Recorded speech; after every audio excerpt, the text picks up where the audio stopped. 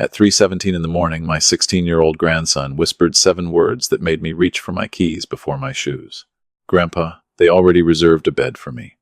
Connor was calling from Houston Methodist, where his stepfather had brought him in an ambulance and claimed he had tried to hurt himself. But Connor had never swallowed a pill or threatened his life. Derek had grabbed him in the hallway, slammed his face into a wall, and handed the doctor a folder documenting months of behavior that had never happened. The folder recommended a psychiatric facility by name, and someone had reserved Connor a room there 3 days before the supposed crisis. Please, before we continue, make sure to subscribe to the channel and let us know in the comments where you are listening from today. My name is Robert Callahan. I am 67, and I spent 31 years with the Houston Police Department. Connor did not sound confused. He sounded like a boy forcing himself to whisper because the people who hurt him were outside the curtain. "Where is your mother?" I asked. "With Derek." "She won't look at me." Then I heard my daughter Caroline beyond the curtain. "Once he is admitted, Derek says the court can protect the money." The call went silent. Connor's father, Patrick, had died 5 years earlier, leaving him $300,000 in a protected account. Caroline controlled it until Connor became an adult. Derek had no right to a cent. Now Connor was sitting bruised in a hospital, while Derek tried to have him declared unstable. A nurse led me to the last curtained bay. Connor sat in his pajamas with a swollen eye, a dark bruise along his jaw, and a paper bracelet around his wrist. He gripped my coat. "I'm not crazy, Grandpa. Don't let them lock me away." I held him until the shaking slowed. No wounds marked his wrists. No toxicology samples had been taken. Yet his chart already contained the words severe depression, persistent self-harm risk, and immediate 14-day placement. Those conclusions existed before an independent psychiatrist had interviewed him. Connor said Derek and Caroline argued after midnight. He heard his mother crying and stepped into the hallway to check on her.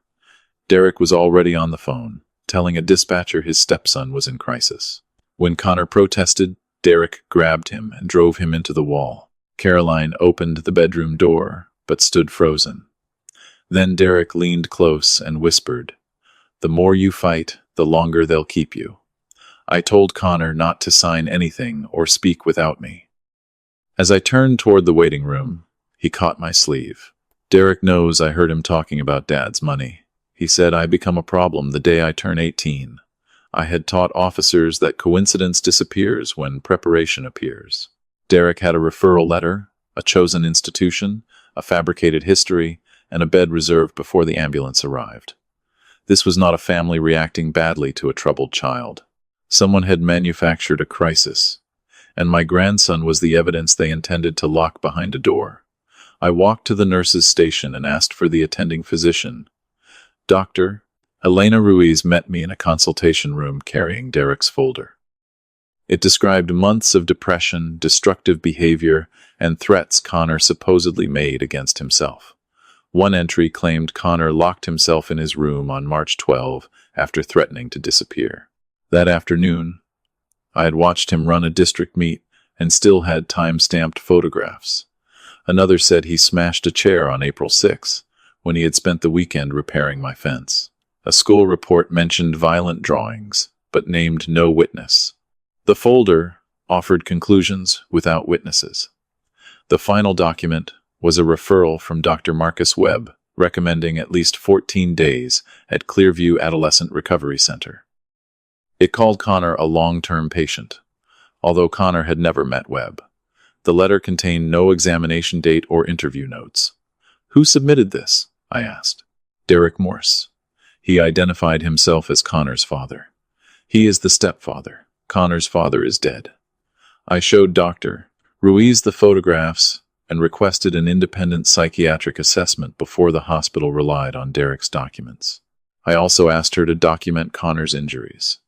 A bruise should not disappear beneath a convenient diagnosis. I found Derek and Caroline in the family waiting room. Derek sat with one ankle across his knee, calm enough to be waiting for an oil change. Caroline's hands were clenched in her lap, her eyes fixed on the carpet. My daughter had always looked up when I entered a room. That absence frightened me more than Derek's smile. He stood and extended his hand. I ignored it. Caroline, did you see Derek injure Connor? Her mouth opened, but Derek answered. Connor became aggressive. I restrained him for everyone's safety. That was not my question. I asked Caroline again. She looked at Derek before answering. Everything happened so fast. Derek placed his hand on her shoulder. She flinched. He quoted psychiatric terms, mentioned Clearview repeatedly, and warned that delaying admission could make us responsible for whatever happened next. He sounded like a man selling a solution, not a parent terrified for a child. I let him talk until silence made him uncomfortable. Then I asked, "How long have you known Marcus Webb?" His jaw tightened. We were referred to him. Connor has never met him. How did Webb diagnose a boy he never examined? There were remote consultations. On what dates? I don't remember. Who attended? Caroline handled some of it. My daughter raised her head. Confusion crossed her face before fear replaced it. She had never attended those consultations. Derek saw me understand. His smile vanished for 1 second, exposing calculation beneath it. Then he claimed the hospital had already approved the transfer. I told him Connor would go nowhere until an independent doctor evaluated him and every claim was verified. "You cannot interfere with an emergency because you dislike me," he said. "This is about why you arrived with a 14-day destination prepared before anyone examined the patient." Caroline whispered my name, not as a warning but a plea. Derek squeezed her shoulder and demanded privacy. I looked at her. "If you want to speak without him beside you, call me." As I left, Derek asked a nurse, who had the authority to reverse my objection. Men afraid for a child ask what will keep him safe.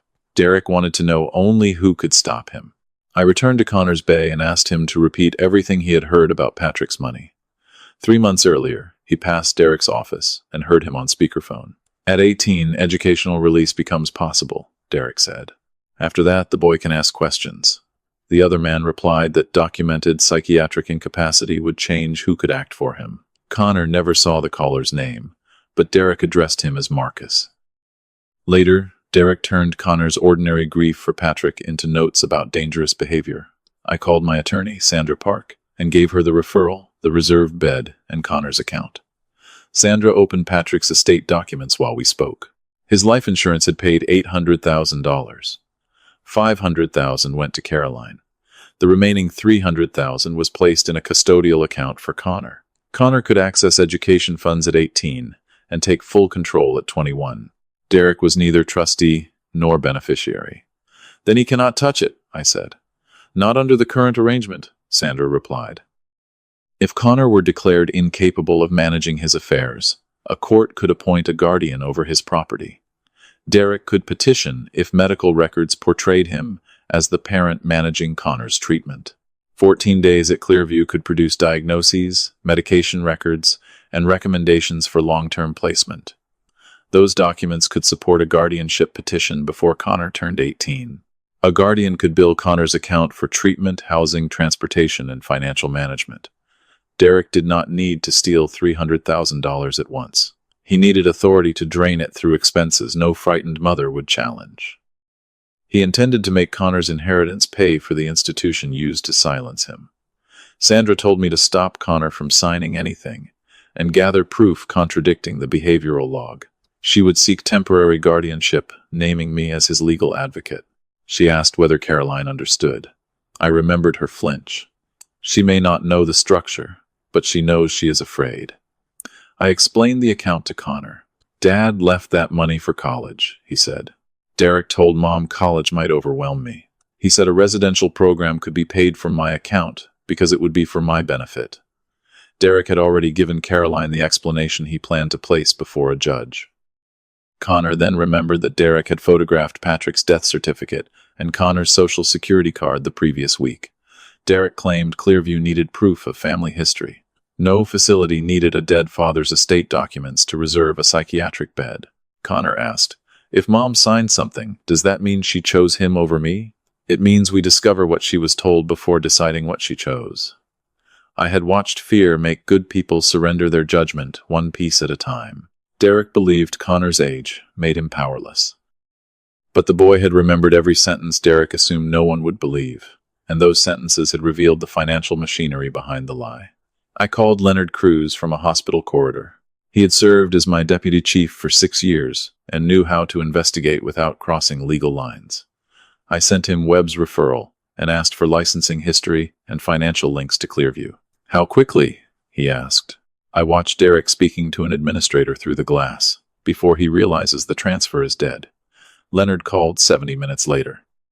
4 years earlier, Marcus Webb had surrendered his federal registration to prescribe controlled substances after an investigation into incomplete patient records. He continued practicing under state restrictions, then built a consulting business serving residential treatment centers. Clearview was his largest disclosed client. Its nonprofit filing showed $47,000 in annual consulting payments to Webb. A separate company registered to his office also received assessment fees for referred adolescents. The doctor recommending confinement was paid by the facility receiving the patient, yet Connor's letter disclosed none of it. Clearview charged over $1,200 per day before therapy or medication. 14 days would exceed $16,000, and a prolonged placement could quietly consume Connor's inheritance. I gave the information to Dr. Ruiz. She asked a record specialist to inspect the electronic referral Derek submitted. The file had been created 9 days earlier on a computer linked to Morse Financial Advisory. Webb's digital signature was inserted the next morning. The paragraph describing Connor's alleged midnight crisis was added after the ambulance arrived. But the recommendation for Clearview and the 14-day minimum had already been written. Someone chose the destination before inventing the emergency. Dr. Ruiz blocked any transfer and requested Webb's examination notes, appointment records, and proof of consent. His office claimed the diagnosis relied on parental information. Connor had never been interviewed, and Caroline had never knowingly authorized an evaluation. Yet Webb described him as an established patient refusing treatment. At 7:26, Derek entered the corridor holding his phone. "Clearview has a vehicle coming at 9. They cannot hold the bed." Dr. Ruiz told him Connor was not cleared, and no vehicle had permission to take him. I said, "The bed was booked 3 days before tonight." "Who told you that?" Derek demanded. The question escaped too quickly. No one had told him what we knew. He claimed facilities made provisional arrangements, but his voice had lost its certainty. I asked why Webb created the letter 9 days earlier and added the crisis only after Connor reached the hospital. Derek denied understanding metadata. Then his phone lit up on the table. Marcus appeared on the screen before he turned it face down. Dr. Ruiz saw it too. Leonard called again. Clearview's intake calendar, accessible through a lawful insurance verification system, showed Connor's initials beside a 14-day reservation entered 3 days earlier. The listed payment source was private custodial funds, not Caroline's health insurance. Whoever made the reservation already knew which account was expected to pay. I told Connor the transfer had been stopped. Relief crossed his face, then faded. Derek said if this place refused me, he knew another one in Oklahoma. Clearview was not the plan. It was only the first locked door Derek had prepared. If I blocked one facility without removing his authority, he would keep searching until he found another willing to close behind Connor. The money behind Derek required a specialist. James Okafor had spent 22 years tracing fraud for the FBI. I gave him public filings and records Sandra could lawfully access. James warned me that debt was not proof of a scheme. "Find the pattern," I said. He called before noon. Derek's office lease was behind. His credit card debt exceeded $90,000, and regulators were examining a client account. If he lost his license, his income would collapse. He began asking Caroline about Patrick's money within 2 weeks of receiving that letter. James found 3 joint accounts opened after the marriage. 2 handled household expenses. The third was labeled a family planning trust. Caroline had transferred $62,000 into it after Derek promised tax protection. Its secondary beneficiary was Lone Cypress Management, a Delaware company none of us recognized. An archived website connected its telephone number to Marcus Webb's consulting office. Money had created a bridge between Derek and Webb beyond the referral. $18,000 had already gone to Lone Cypress for behavioral planning services Connor never received. James called the $62,000 a rehearsal. Derek had tested whether Caroline would sign unfamiliar forms, accept his explanations, and ignore beneficiary language. Once Connor entered Clearview, guardianship papers could be presented as another step required for treatment. Related companies could make theft resemble legitimate care. Payments for treatment, transportation, financial management, and housing could pass through different invoices before returning to the same people. Until ownership was proven, that remained a hypothesis. I would not fight fabricated evidence with speculation. Sandra began preparing an emergency request, preventing changes to Connor's account and requiring notice of any guardianship petition. I asked Connor whether Derek had made him sign financial documents. He remembered a form described as permission for school counseling.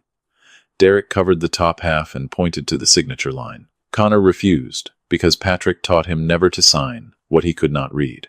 Derek later told Caroline the refusal proved Connor was oppositional. Connor also remembered packages from Lone Cypress. The packages included a scanner and blank folders, matching Derek's hospital file. At 12:38, James called again. A recent Delaware filing showed Lone Cypress was controlled by an irrevocable trust. Its authorized representative was Derek Morris. Webb's office was its administrative contact. The men were not merely exchanging referrals. They shared a financial vehicle positioned to receive money from Caroline and eventually Connor.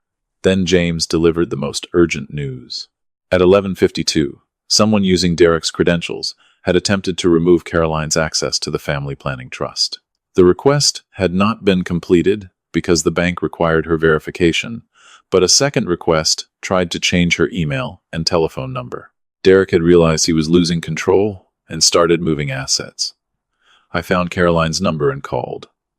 Derek answered her phone. "She's resting," he said. "Let me speak to her. You have upset her enough. Then ask her why someone is removing her access to $62,000. The line went silent. Derek did not ask what account I meant. He knew exactly which one. "You should have stayed retired, Robert," he said quietly. "You should have left my grandson alone." He ended the call. I documented the exchange and sent it to Sandra. Through the cafeteria window, I saw Derek cross the parking lot, carrying Caroline's phone and speaking urgently into his own. He had arrived believing every document pointed toward Connor. Now the money, the company, and his attempt to seize Caroline's account were pointing back at him. Sandra filed the emergency petition that afternoon. She attached photographs disproving Derek's log, documentation of Connor's injuries, the referral metadata, and James's financial report. Because Connor risked immediate transfer, a Harris County judge scheduled a remote hearing that day. Before it began, Dr. Ruiz arranged an evaluation by Nathan Cole, a psychiatrist with no connection to Clearview. Cole interviewed Connor alone, then spoke with his coach and school counselor. Neither had observed the decline described in Derek's folder. Cole found Connor grieving normally, frightened by violence at home, and suffering acute stress after being forced into an ambulance. He found no basis for involuntary placement. Connor needed protection, not confinement. At the hearing, Derek appeared beside his attorney. Caroline was absent. He claimed she was too overwhelmed to participate. I explained that Derek held Caroline's phone. The judge ordered independent contact with her. Sandra presented the attempted account changes and explained why Derek's proposed placement created a financial conflict. His attorney accused me of replacing parental judgment. The judge said the issue was immediate safety. She designated me Connor's legal advocate, prohibited transfer without court approval, and blocked changes to his custodial account. Derek could challenge the order later, but he could not move Connor that day. When the decision was read, he did not ask whether Connor could come home. He asked whether the account restriction covered treatment reimbursements already submitted, Sandra noticed. So did the judge. Dr. Ruiz discharged Connor into my care at 5. A nurse brought a sealed envelope containing his medical summary and injury photographs. Derek had tried to add a note blaming Connor for his injuries. The nurse refused because the marks resembled finger pressure. Her chart preserved what he wanted rewritten. Connor removed his hospital bracelet, then stopped. "Can I keep this?" "Why?" "Tomorrow he'll say none of this happened." I placed it inside the evidence envelope. He understood that surviving something and proving it were different burdens. We used a side exit because Derek waited near the lobby. As we reached my truck, he stepped from behind a pillar. "Connor, your grandfather is frightening you because he hates me." Connor moved behind my shoulder. Security blocked Derek when he approached. "You belong with your mother," he said. Connor's voice shook, but his answer was clear. "Then let her call me without you holding the phone." Derek's expression hardened. "He told me I was destroying Caroline's family." "A family does not need a fabricated diagnosis to stay together." Security escorted him inside. Connor watched the doors close, then asked whether Derek could take him from my house. I explained the court order, my locks, and the patrol supervisor Leonard had notified. "Tonight, nobody moves you anywhere." At home, Connor slept on my couch while I reviewed every page. When he woke, I made eggs and toast. "I knew the folder was false," he said. "I didn't know a lie could have doctors in a van coming to collect me. Planning makes a lie look official." My phone rang. Caroline was calling from an unfamiliar number. Her voice was barely audible. "Dad, Derek locked me out of every account. I think he knows I'm leaving." Behind her, a door slammed. Derek shouted her name. Caroline whispered an address I did not recognize and ended the call. Connor had escaped one locked door. Now, my daughter might be trapped behind another. Police found Caroline locked inside the pharmacy restroom after she borrowed a clerk's phone. Derek arrived first and demanded that employees reveal where she was. When officers separated them, Caroline said she wanted to leave. Derek claimed she was unstable and needed him to take her home, repeating the same language he used against Connor. This time, witnesses heard it. Caroline went to a confidential hotel with an abuse advocate. She authorized Sandra to secure her accounts and inspect an old tablet connected to the family email archive. James made a forensic copy before opening it. The archive held 41 messages between Derek and Marcus Webb over 9 months. The first appeared 7 months before Connor's supposed crisis. Derek described Connor as healthy, academically successful, and the only obstacle between us and funds that should be under adult management. Webb replied that health was not the question. Documentation was. Their language evolved as the plan developed. Connor became the subject. His inheritance became the resource. Clearview became the placement. Webb listed phrases Derek should record: social withdrawal, unresolved grief, resistance to authority, emotional volatility, and threats of disappearance. Each could be built from ordinary teenage behavior. Derek answered, "Caroline already accepts that grief changed him. I only need her to believe treatment is protection." Webb advised waiting until Connor approached educational access, because an earlier guardianship request might appear financially motivated. Derek proposed an admission after midnight, when hospital staff would struggle to contact school officials. Webb replied, "Bring a complete collateral file." The first narrative usually becomes the medical narrative. That sentence explained the folder and ambulance. They planned to make their version arrive before Connor's voice. The final emails connected the medical scheme to Lone Cypress. Webb attached draft invoices for behavioral planning, intake coordination, and asset supervision. Derek calculated how much Connor's account could support in residential fees. After expenses, their companies could divide about $140,000 over 2 years. Derek wrote, "Once the court sees him as incapable, every objection becomes another symptom." Webb warned him not to write that word again. Derek promised to delete the account after admission. He erased messages from his computer, but Caroline's forgotten tablet preserved synchronized copies. Version histories tied the attachments to the computer that created Connor's false log. They also showed that Derek copied dates from the school calendar, then invented events on days he expected no witnesses. Sandra sent the preserved evidence to the Harris County District Attorney with a chain of custody statement. Investigator Maya Bennett called within an hour. The emails could support fraud, conspiracy, a false medical report, and child endangerment. She warned us not to contact Webb or confront Derek because investigators needed warrants before either man destroyed evidence. Caroline would decide whether to give a formal statement. At dawn, Caroline called from the hotel. "Did you find the messages?" Yes. Then I helped him. You signed papers based on lies. That is not the same as designing them. She began to cry. Connor tried to tell me, and I repeated Derek's words back to him. I told her guilt could wait until she was safe enough to face it honestly. Maya secured the email provider's records before deletion. The bank froze suspicious transfers. Clearview received an order to preserve its intake calendar, bills, and messages with Webb. By noon, the case no longer depended on evidence inside Derek's house. Copies existed with investigators, the bank, and the court. Derek had spent months building a story in which Connor's objections proved illness. The 41 emails reversed it. Every invented symptom and rushed decision now proved preparation. The boy Derek intended to erase had become the center of a record he could no longer control. Caroline came to my house that evening. Connor stood when she entered but did not approach. Caroline looked at his bruised jaw and said, "I watched him hurt you, and I did nothing." "I am sorry." She did not ask for forgiveness or blame confusion. Connor asked, "Why did you believe him instead of me?" Caroline explained how control arrived in pieces too small to recognize. After Patrick's death, Derek took over the bills, combined accounts, changed passwords, and treated every question as an insult to his expertise. He used the same method with Connor. Staying in his room became isolation.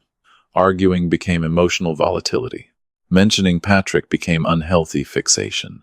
Derek repeatedly warned Caroline that grief made mothers excuse dangerous behavior. By the time he produced Webb's folder, he had spent a year teaching her to distrust her understanding of her son. Caroline admitted signing Clearview intake pages after Derek called the reservation precautionary. She signed the family trust because he promised it protected Patrick's money from taxes. When Connor warned her that Derek photographed estate documents, she accused him of searching for reasons to reject his stepfather. "You told me the truth," she said. "I forced you to defend it until you sounded angry, then treated your anger as proof Derek was right." Connor's voice remained controlled. "I needed you to come into the hallway. I know." He did not embrace her. He asked whether she would tell investigators everything, including what she signed. "Even if I get in trouble," she answered. "Especially then." The next morning, Maya Bennett recorded Caroline's statement with Sandra present. Caroline provided passwords, bank alerts, messages, and Derek's meeting calendar. She identified Webb as a man Derek introduced at a restaurant 8 months earlier as a business consultant, not Connor's doctor. Webb questioned her about Connor's grief, while Derek took notes. Caroline also described the night of the ambulance. Derek claimed Connor had threatened to run away, then offered her a sleeping pill because she seemed hysterical. She pretended to swallow it. Near midnight, she heard Derek say on the phone, "The file is ready. I just need an incident." Minutes later, Connor entered the hallway after hearing her cry. Derek seized him and began the emergency call before Connor had done anything. Caroline froze when Derek said, "If you contradict me, they will think you are unstable too." The threat explained her silence. It did not erase what Connor endured, and Caroline understood the difference. She remembered another document Derek asked her to sign. It named them joint guardians and listed Lone Cypress as financial administrator. She delayed because the language frightened her, then hid it inside a box of Patrick's photographs. Investigators lawfully recovered the unsigned draft. It gave Derek medical authority and Lone Cypress control over expenses. Webb signed as a witness before Caroline agreed.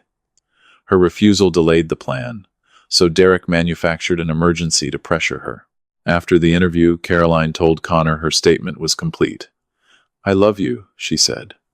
"I know," he answered, "but I need time before love feels safe again." She accepted that without asking him to comfort her. Caroline moved near my neighborhood and began counseling for coercive control. Her testimony strengthened the case, but her real work had only begun. Derek trained her to surrender judgment. Repairing the damage meant showing Connor, through repeated choices, that she would never hand it away again. The confrontation occurred 3 weeks later in Sandra's conference room, under the stated purpose of resolving the guardianship dispute.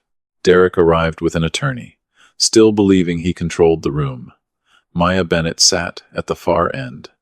James began with the financial records. He showed the $62,000 transferred into the family trust. the payments to Lone Cypress for services Connor never received, and Derek's attempt to remove Caroline's account access. Derek called them lawful transactions.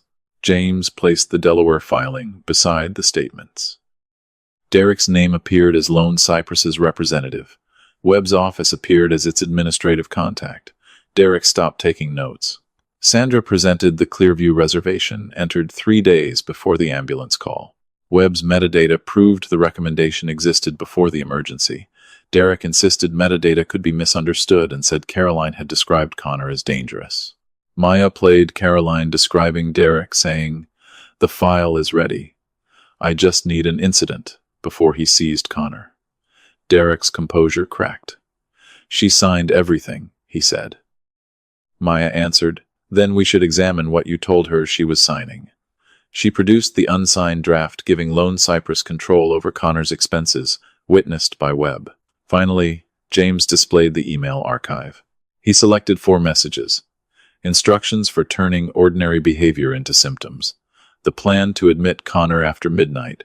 The calculation dividing $140,000. And Derek's statement that every objection could become another symptom. The room fell silent. Derek's attorney requested a private recess. They returned 12 minutes later. The attorney announced that Derek would answer no further questions and wished to discuss cooperation. Maya reminded him that no promise had been offered. 6 weeks later, Derek was charged with fraud, conspiracy, filing a false report, and child endangerment. Webb faced charges involving conspiracy and falsified records. State investigators seized Clearview's intake and billing files. Several families came forward after the investigation became public.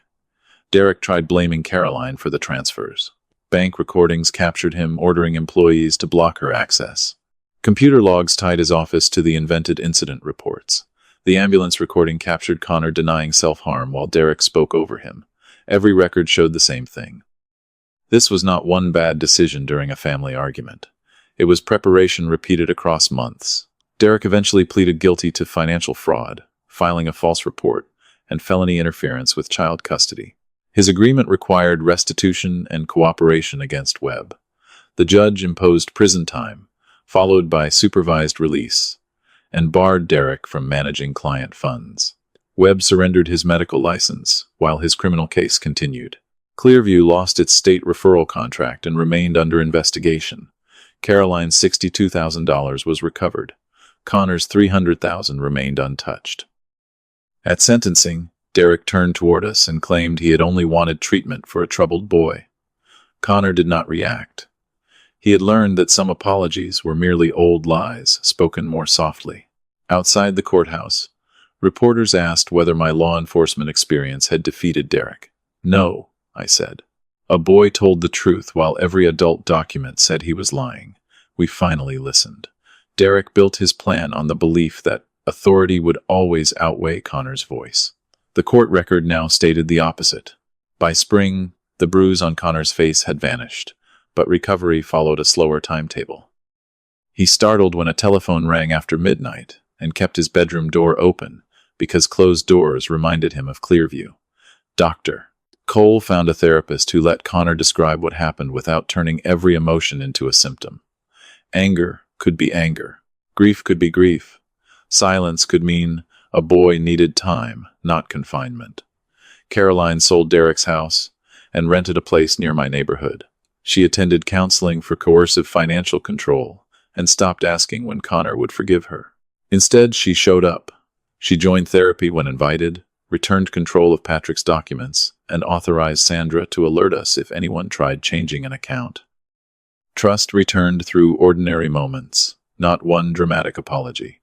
Connor resumed cross-country training and placed third at the district invitational. Caroline and I stood apart at the finish line because Connor had invited us both, but needed space. She respected that boundary. Connor's $300,000 remained untouched. Connor planned to use the educational provision for college, where he wanted to study architecture because Patrick had built homes. One evening after dinner, he joined me on the back porch. "How did you know Derek was lying before you found the emails?" I told him police work taught me to notice the distance between words and behavior. Derek sat relaxed in a hospital, while claiming his stepson might die. He worried about authority and payment, not Connor's safety. Most importantly, he arrived with an answer before an honest person had asked the question. "I kept waiting for someone to notice," Connor said. "I'm sorry it took a call at 3 a.m, but you answered. I always will." He looked toward the yard. "What if the next kid doesn't have a grandfather who was police chief?" I had no comforting answer. Paperwork can borrow authority from titles, wealth, and professional language. A child's truth often enters the room with none of those advantages. Adults must listen before deciding which voice sounds more respectable. The most dangerous person in a family is not always the one who shouts. Sometimes it is the calm person who controls passwords, explains every document, and makes the least powerful person appear unreasonable. Derek nearly succeeded because he made control look like competence and confinement look like care. He failed because Connor remembered. Caroline finally spoke. Nurses documented what they saw, and enough people refused to let the first story become the only story. Connor leaned against the porch rail. "You were the phone call," he said. Patrick had protected his son's future without knowing someone would weaponize it. "I was one call," I answered. "You were the voice on the other end." If a child tells you something is wrong while confident adults explain it away, listen. Ask who benefits from the silence. Verify the documents. Notice who is afraid and who seems strangely comfortable. Family is not merely the people who share a roof or name. Sometimes family is the person who answers at 3:17 in the morning and refuses to stop until the locked door opens.